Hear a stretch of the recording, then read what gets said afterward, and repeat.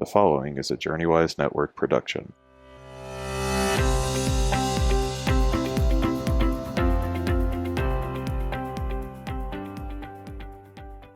Hey friends, welcome to the You Matter podcast. I'm Shane Stanford, and today is a very special program for me in particular because right now my family is dealing with the issue that we'll be discussing, and we have looked for all kinds of inspiration, but just practical guidance when it comes to issues related to an aging parent and to those issues that oftentimes come along.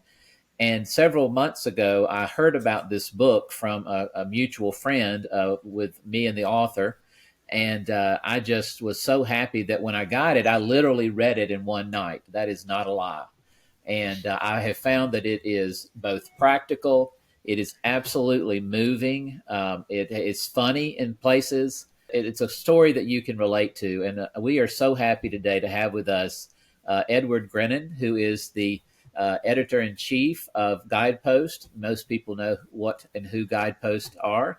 I grew up seeing Guideposts all over the place and absolutely love that work that they do. And so thank you so much, Edward, for joining us today. Well, you're welcome, and it's a real privilege to be with you and your audience today. You have written a beautiful book that I think for many people will resonate in a couple of different areas, whether they're dealing with it as a person who's maybe entering into some of these symptoms, or a person who is caring for someone who's part of a caregiving team, or someone who maybe past that distinction, but as you write in the book so well, talking about your own journey and the concerns and different ways that you've dealt with some of those issues. But this journey of faith is a story about, and I love what you put here. And of course, I'm visually challenged, Edward, that we didn't tell you that in all of I this. So I have understand. to get real close to things to see And that's all um, right. a mother's Alzheimer's, a son's love, and his search for answers. And I will tell you, I cried at about five different intervals of this book, but it was always at the end when you would sum it up, and then you would, in a few chapters, you would give this very practical information, and that practical information seemed so simple, and yet it was profound at the same time, and I loved that. But let's just get Thank started you. here. For people who maybe don't know who you are, would you just give us a little bit of your story, your background, so that we can know more about Edward Grinnan? Well, I am privileged to be the editor-in-chief and vice president of Guideposts and Guidepost Publications. It didn't start out that way, though. When I came to Guideposts, I'd never heard of it. Um, I had gotten a message from a recruiter who I had never heard of, and how she got a hold of my resume and my phone number. To this day, I don't know. But at the time, I was down and out, to say the least. I was struggling with addiction, trying to get sober and stay sober. I was almost living on the streets, and I actually had lived for a time on the streets. I had to beg for change so I could keep drinking and drugging. So I was trying to climb out of that pit when I got this call for this magazine, and I thought, Guideposts, that sounds like a travel magazine. Maybe there'll be some free trips in it for me. Now, if you substitute journey for travel, that's what it's been for me. I Sure. went in. I, I, I took the job. I don't know why they hired me. I wouldn't have hired me, but they did.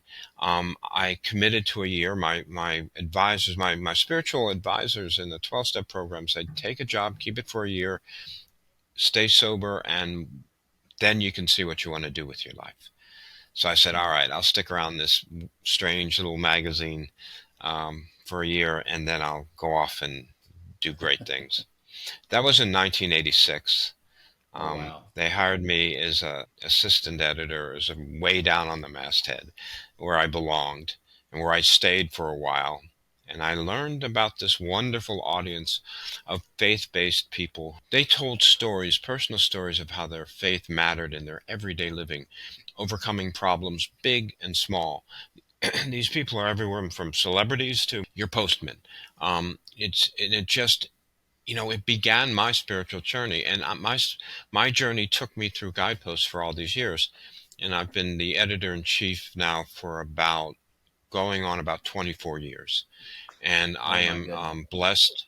I am blessed every day to come to work and have wonderful faith-filled colleagues and this wonderful faith-filled audience, who we serve um, with incredible gratitude.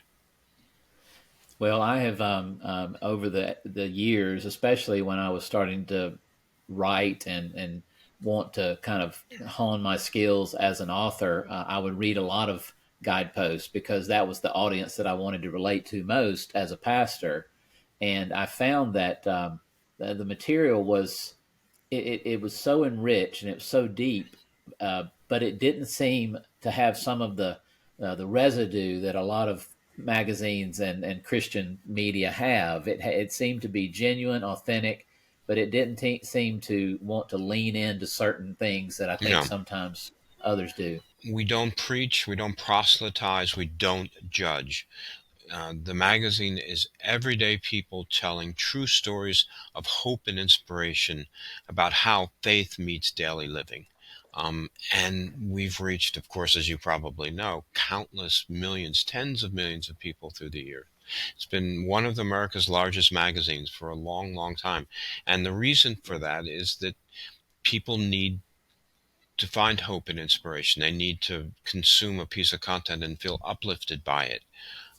Yeah. And when we do that, you said some parts of the book made you cry, and my wife, my late wife, used to always say to me, how come you have a job? You go to work in the morning and you go there to make people cry. And I said, no, not really. We're not trying to make them cry. And then, besides, they're good tears. They're tears of relief. Yeah. They're tears of joy. They're tears of hope and inspiration.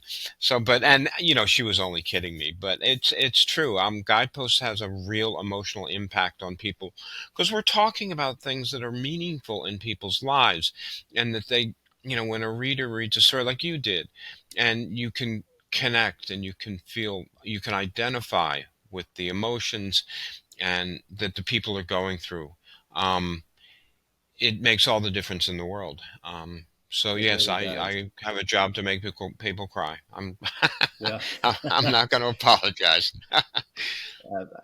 I used to say that about my favorite football team, the New Orleans Saints, that they had a job to make people cry, but finally they had some Well, winning years. Um, yeah, they're back to making people cry though. they are, yes, yes. So let's don't go into that. So you make a very strong point that I did not make the connection. Had never made the connection, but the discussion about King Lear in Shakespeare and the question that King Lear asks, who is it that can tell me who I am? And that really the Shakespeare does a beautiful job of discussing this idea of a person who's losing they feel like they're losing their identity because they're having trouble with their memory. And you make this question about what is memory, and then you go through this discussion that leads you into this conversation about what is love. Can you tell us a little bit about your discussion there? Yeah. So a big part of this book. It's funny you bring up the Lear quote because there are critics who think that he was the character. King Lear was also someone struggling with dementia. Mm, And he's out in that storm trying. He's lost his identity.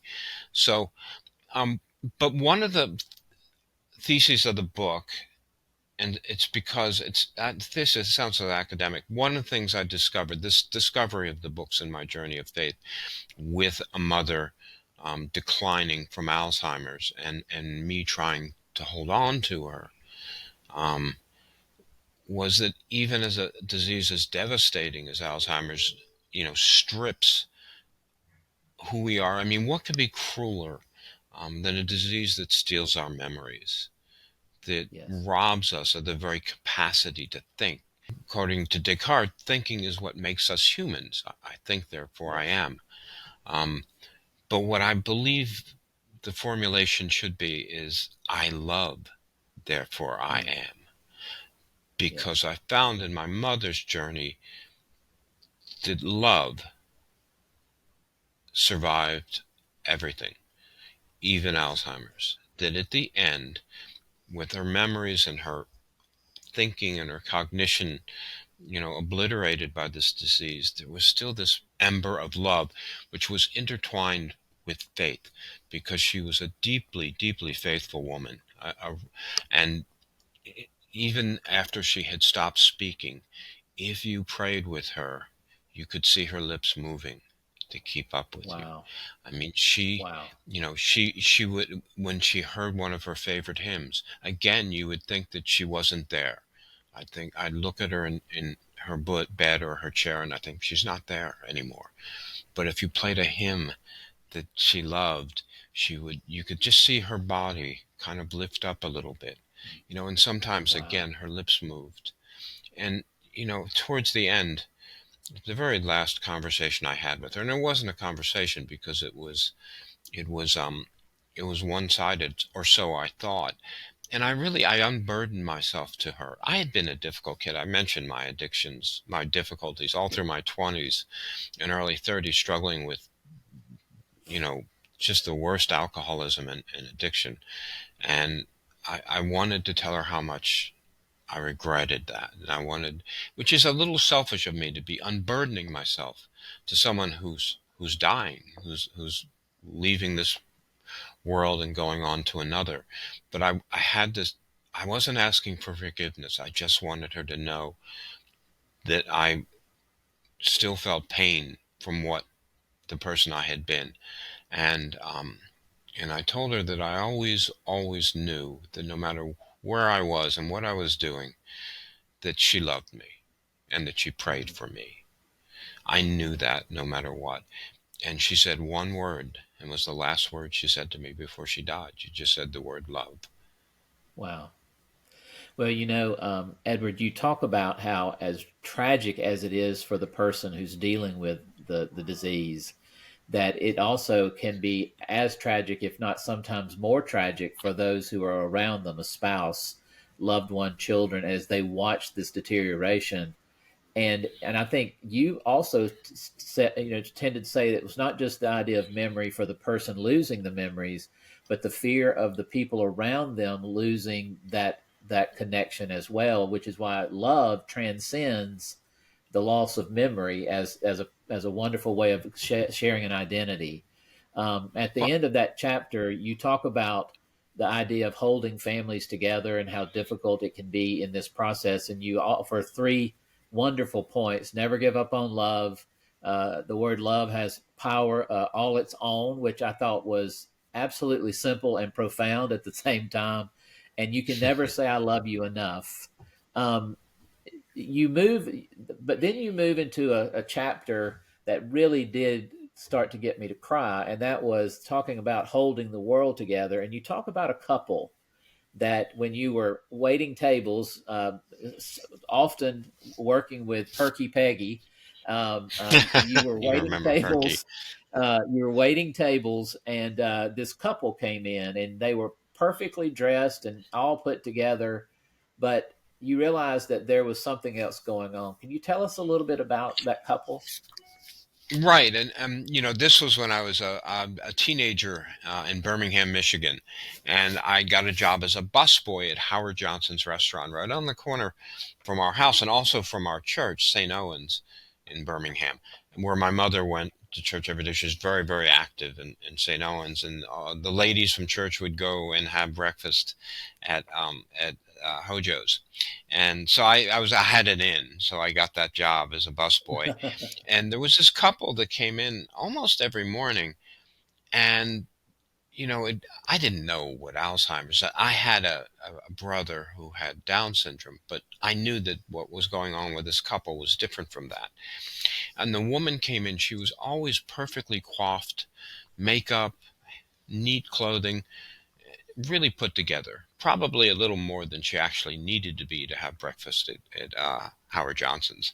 And the husband was tremendously attentive to her, and he would help her pick out what she was going to have from the menu, which was the same thing every day. And sometimes she acted like she didn't know what oatmeal was, or she didn't know what a cup of tea was. And he would say, well, that's what you got the other, you're going to have that again. Is that okay?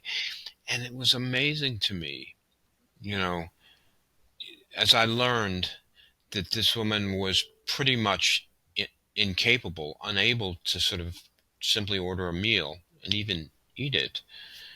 And then I looked at her and saw that makeup and the hair and the clothing, and it suddenly occurred to me that she couldn't do that. He did Wow. that for her every day.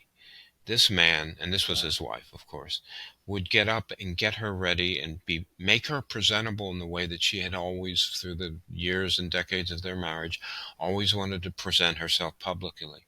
And it made me think, he is, before I even knew that word caregiver, I knew what he was, and he was a caregiver. And that caregiving is a burden, but it's a burden of love, I think. Caregiving is a burden of love. And Yeah.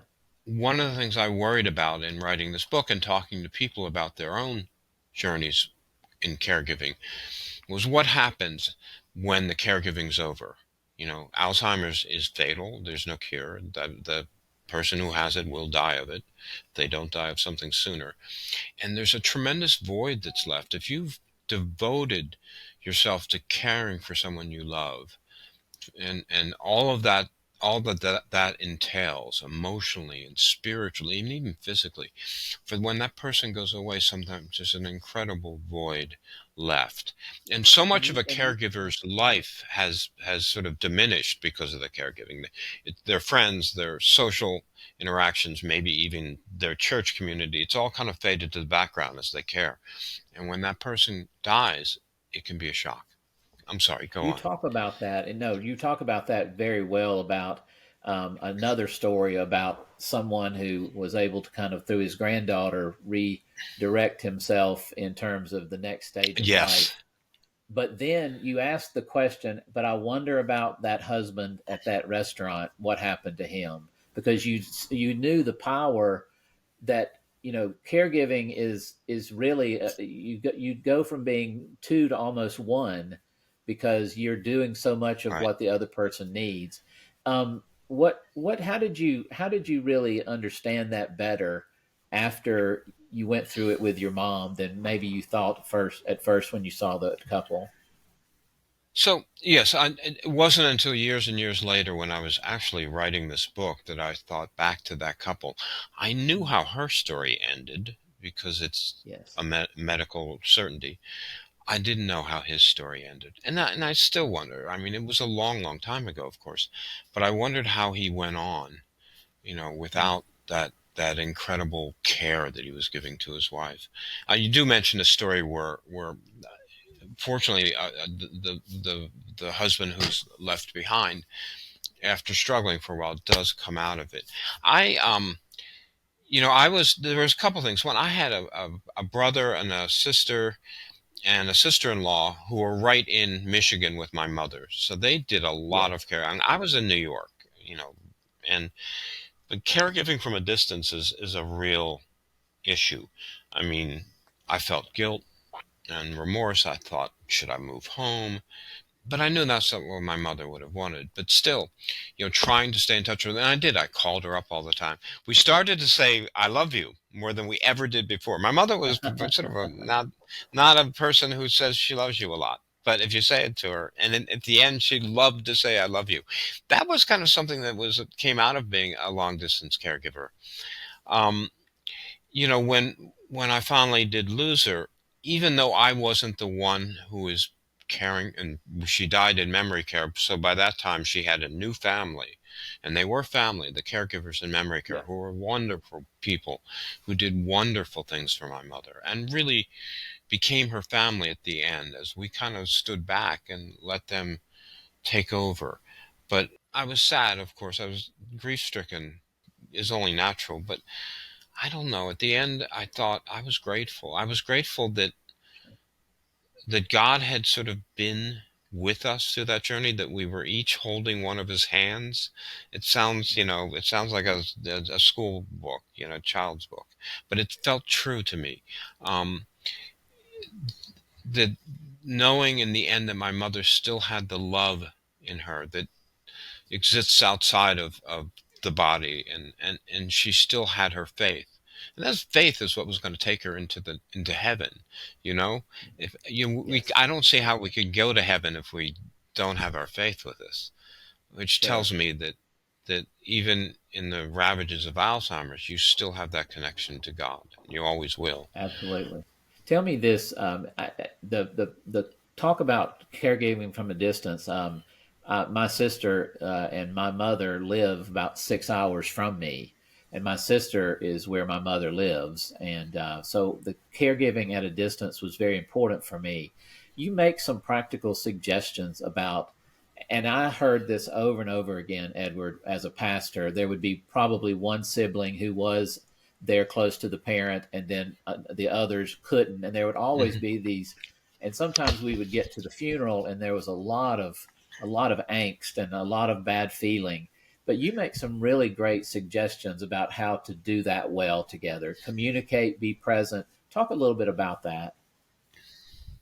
Well, I'm the youngest in of the siblings. I have a surviving brother and a surviving sister. My Down syndrome brother died when he was relatively young. So I was like, because he was in between me and the other siblings, I was the youngest by far. So I always had that kind of, the youngest always, A, they're always the mother's favorite, and B, they always get a pass on a lot of things, right? Because the real adults are the older siblings. And, my Right. brother's a lawyer, his wife's a lawyer, my sister's a psychologist. So they were really on top of things, which made me feel Sure. worse in a way, because here I am in New York and I'm trying to call my mom, and that worked for a while. Um, I'll tell you one practical thing. Um, like I was bemoaning the fact that I couldn't send my mother an email. Not that this was in the early days of email. And one of the caregivers at the facility where she was, and she was at a wonderful place called Lourdes. The Lourdes campus was run by the Catholic Diocese of Detroit, and the caregiver said, "Send her a card. They Hmm. love getting That's cards." wonderful. You That's know, wonderful. and I said, I was so stupid I didn't think of that. And I did. I started sending cards, and the next time I came out to Michigan to visit my mother, the caregiver said, she loves getting the cards. She forgets that she got them 5 minutes later, but that little, and they, I learned that's a way, a phone call, a card, if you're a caregiver from a distance, sending little gift. Your loved one, it lives in the moment, and Sure. whatever you can do to reach her in the moment, is important, and to be present. And this is true of on-site caregivers as well. And what I had to learn was to be in the moment with them. Uh, my tendency when my mother would tell me that she had had a conversation with someone I knew had been dead for years, and she could not possibly have had a conversation. My initial, I wanted to correct her. I wanted to Sure. say, no, that's because, and what I'm really addressing is not her confusion, but my fear that she's losing it. And oh my gosh, she can't be talking about these things. They're not true. They're not real, but they are real. And I learned to say, like, well, what you talk about? What kind of conversation? How's he doing? He's still got that funny old sports car he used to drive. And then I'd have this wonderful conversation with my mother that bore no resemblance to a reality that I was living in, but it was the one she lived in. And for me to meet her there lessened her anxiety. Um, Yes. and it lessened my anxiety as well, because nothing made me more anxious than, seeing my mother slip and say things that I knew were wrong, or perceptions that I knew were incorrect. And I learned to stop correcting them and go with them and meet that person, my mother, in the moment. And that's where you connect. And you have to Wow. connect on their terms, not your Yes. terms. That is such great wisdom. Can you talk a little bit about being present not just with your mother, but being present with your siblings in the things that are happening. Because I did get that feeling that that's also part of this journey as caregivers, especially a caregiver from a distance. How were you present with your siblings in the process? I had to make sure. I mean, they were good. They were, thank God they were in charge and not me. Um, you know, and, but I had to, I had to stay in touch with them, like make the effort to call. They're very busy. They had busy lives, and they were very busy caring for my mother on more of a frequent basis, more of an immediate basis. And it was up to me. Not that they weren't communicative, because they were with me, but it was up to me to, to stay connected and get information Right. from them and let them know that I was willing to do anything, even if I had to fly. When I'd go out, when my brother and his wife and the kids would want to take a vacation, I would arrange to come out and stay in their house and visit with my mom and make sure that she was getting the kind of attention she was used to. There's a great story in the book, Journey of Faith, we did with Amy Grant. I assume most of your listeners know Amy. She's a longtime friend of Guideposts. In fact, she was on the cover the day I walked into the Guidepost offices back in 1986, and I was kind of surprised and impressed to see her on the cover. Well, she's been doing cover stories and other types of things for us for a long time, and she told this wonderful story a few years ago about both her parents were struck with dementia pretty much at the same time. And they were pillars of their community. Dr. Grant was a well-known pediatric oncologist, and her mother was very well known for her charity work.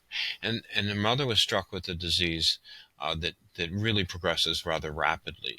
And the father was struck with rather traditional dementia, Alzheimer's.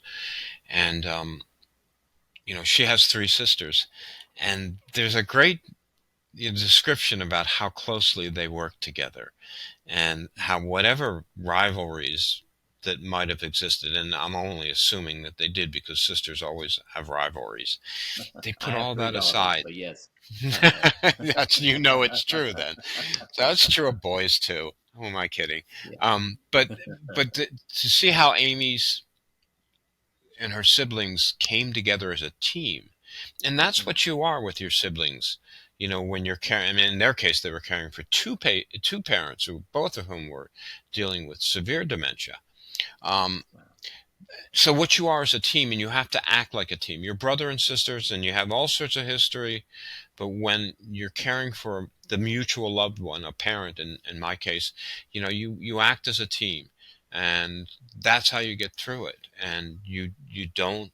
It's such a I hate to say it, but these sorts of situations, particularly I think caregiving for an Alzheimer's patient, can really they can really exasperate tensions that are already there, and they Sure. can exasperate resentments and all sorts of things, jealousies. It's a terrible thing. But to overcome that, sometimes caregiving can be a way to heal those sorts of Yes. tensions, those sorts of recriminations and resentments, because you have to focus a kind of mutual love on that person that is depending on you. And in the most sort of blessed uh, instances, you can see siblings, coming together for the first time in a long time, because of the Yeah. necessity of caregiving. And that is what, I pray happens for people. I was fortunate that my siblings and I, were pretty much on the same page. Um, and it's funny because, obviously I have a faith orientation, and has, um, has a very strong faith. My brother, not so much. And so, you think about those things, because my sister and I would talk about, praying for my mom, Sure. and my brother would just kind of, look askance at us. But it all worked out. We just got past all that. Well, and I think, It's don't you believe it was partly because of how you defined the nature of love, that as you focus on the love you have for that parent, and the love that parent has had for all of you, that tends to transcend any of the petty things that often get between us. Serious differences, I understand, take a long time and can have a lot of different twists, but a lot of the pettiness that happens in sibling rivalry coming together, I just thought it was amazing how you talked about the redeeming factor that can be in caregiving, which is very important. I want to move on here. We just have a few minutes left, but there was one thing that I hit was just close to home. I just want to add a thing. I just, Yeah, because you said something that just triggered something in me that, and I thought was wonderful what you said, and the caregiving, can heal the caregiver as much or more than it can heal or help the one being yeah, cared for. And in the end, caregiving for me was a healing journey, particularly as it related to my addiction and my sobriety and recovery. wow. And, by caring for my mother, I really was healing myself. What a beautiful witness that is for a son to be able to say that. I mean, that just that goes way beyond a memory. That is an expression that's deeper into your soul. So that's powerful. I do Thank you. have a lot of people that are usually when they would come to see me as a pastor, it would be at the very beginning of stages that their loved one was going through. And you do mention about just some real practical things about how to deal with the early stages. You said something earlier about, you wanted to correct your mother, but, here you talk about just some practical things to do. Can you talk a little bit about that? Well, I guess, my mother went in the early stages, in the early middle stages, she fought hard against this. Alzheimer's runs in my family. My mother was the third sister to die in memory care, and Oh my my pop, goodness. my Yeah. maternal grandfather, died of Alzheimer's, and one of her three brothers had it, and two others died too young. So it's, by the time she began to experience the early symptoms of dementia, yeah, she had seen her two older sisters go through it. She had, Yeah.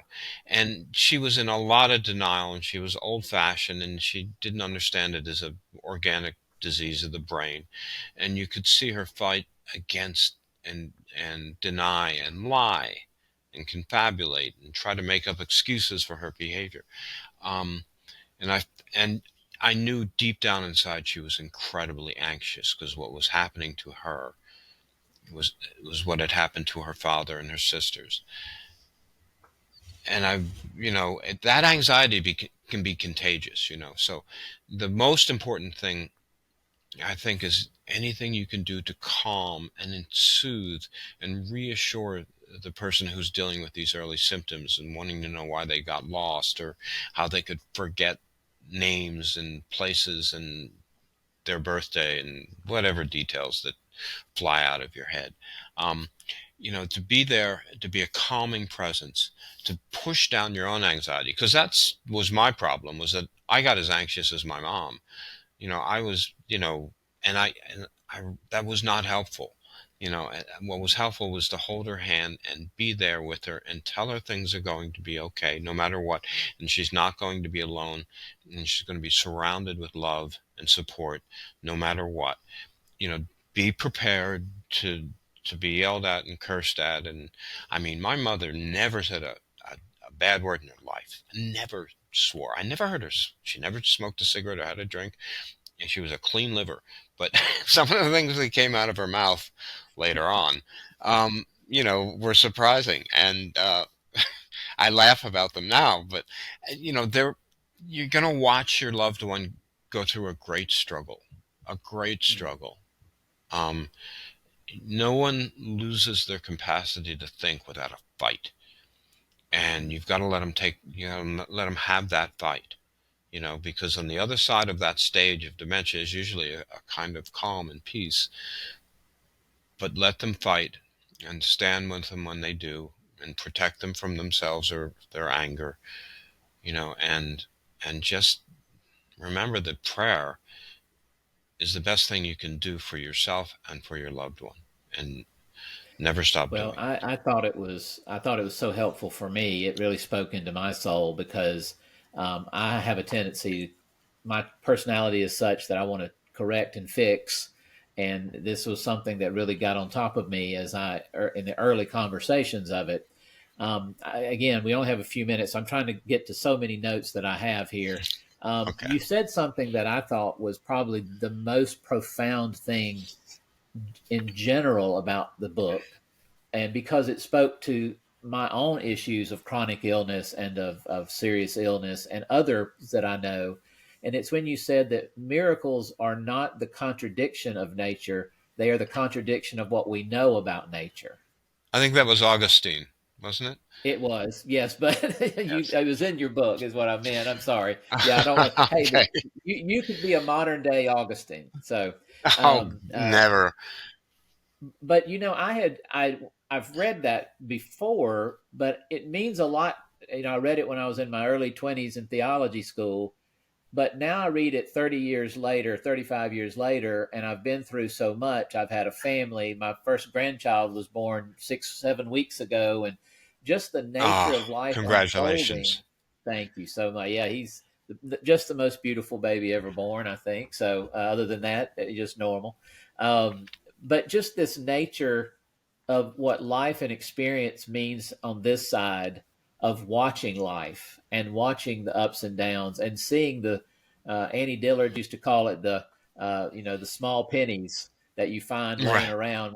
Talk about, I just loved that concept. And if you just would right. bend down and pick a penny up, you could find pennies all over the place. But the idea that what we make of life is so often we try to force it into places and force it into understandings, and just being able to experience it, that how powerful that is. Talk about, as you also struggled with anxiety, for as you were very honest about this in the book, about what this might mean for you, and that you were real honest about the real fear that you had about this. Could you just say a word about that journey? Yes, and this is an aspect of the book we haven't covered yet, and that's, I see deficits in my own memory and sometimes my own cognition um, that trouble me and that, remind me of my mother's earliest stages. And, I'm haunted, by the fact that this runs in my family, apparently. The genetics of Alzheimer's are not completely clear, except for certain types of Alzheimer's. But, I worry about the future, like, and I want to know, I think wanting to know is what makes us human, wanting to know ourselves, wanting to know love, wanting to know God, and even wanting to know the future, even though only God knows the future, we still, as human beings, want to know the future. So I've begun this journey of exploration of my own susceptibilities and my own, what I see as possible symptoms. And I'm working with a neurologist, and I've undergone fairly extensive psychoneurological testing. I've had several different brain scans and brain studies, and it's not clear yet. You know, they know now, and they didn't know this all that long ago, that the early symptoms of Alzheimer's or dementia can emerge decades before a clinical diagnosis can be made.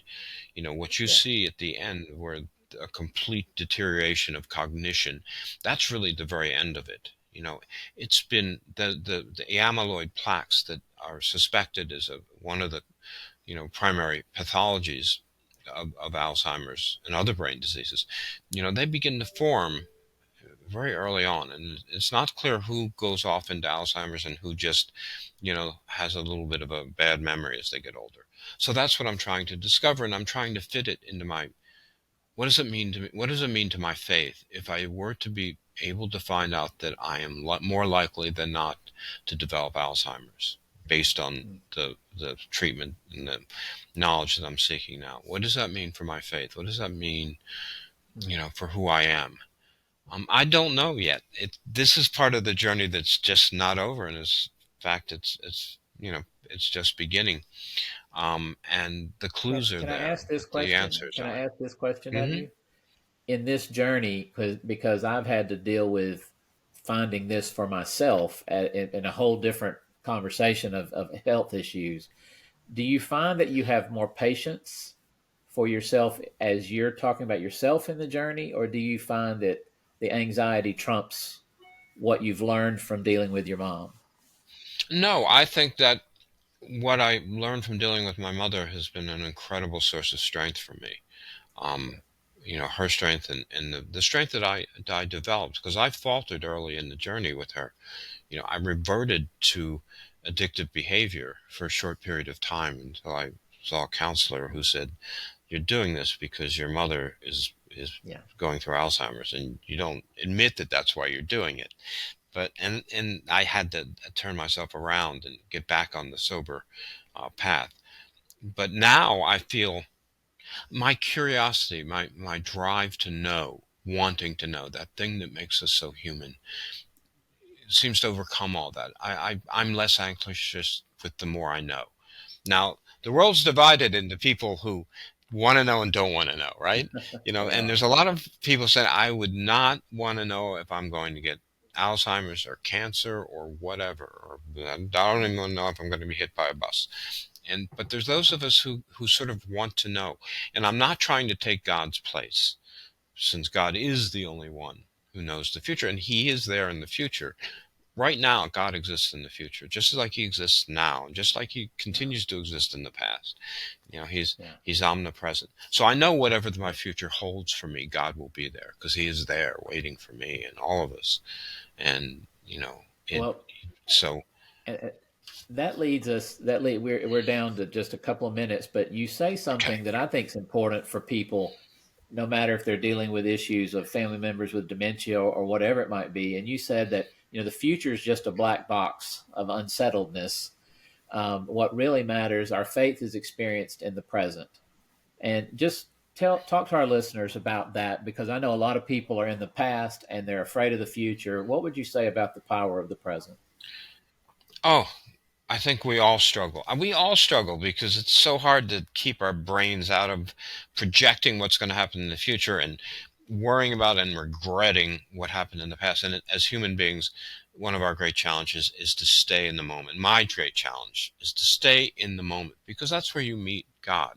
That is where your faith is real. You can have a faith that things will be good for you and God will take care of you in the future. But the real experience of that, I mean, you think God will care for me in the future, but the now is the now, and it was once the future that you thought God would be taking care of you in. And so Yeah. experience it. Understand, even when things, we said earlier, we talked earlier about, spiritual growth and emotional growth and deepening of faith. For me, that occurred in the now, in the moment, not in the future. And it usually occurred in the most difficult periods of my life, when I struggled the most. And I hate to tell people that, hard times are in a way good times. But for me, that's when my faith grew. That's when my faith deepened. That's when I grew closer to God, when I struggled and was in pain and came out of it. I don't grow that much when I'm a happy, content man. I just enjoy the moment, and that's important too. But what I have found is that struggle in the moment is where I meet God the closest. And that's why I say, for me, I have to live in the present and remind myself all the time. I have this wonderful golden retriever, and you can just see her snout on the couch behind me. And she is a very good example of living in the moment. Of course, she's a dog, and they live entirely in the moment. But she Sure. brings me down to earth sometimes. I think our dogs are sent to us by God, by heaven, for a specific reason, to teach us something.